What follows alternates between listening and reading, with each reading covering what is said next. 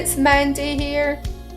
Today I'm sharing a card I made with the kit of the month called Being Who You Are.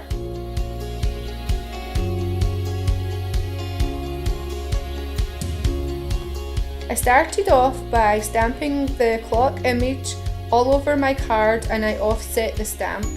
Then I took my pink watercolor pen and coloured in the clocks and then went over it with my water brush to give it a softer look.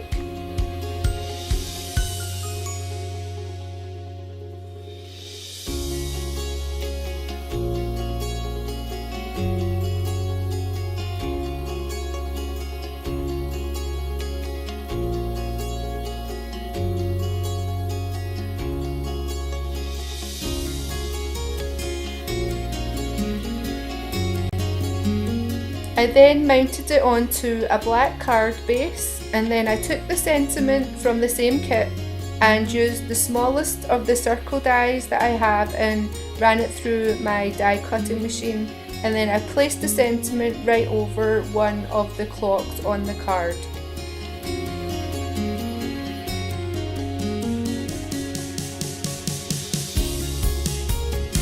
I hope you enjoyed today's video.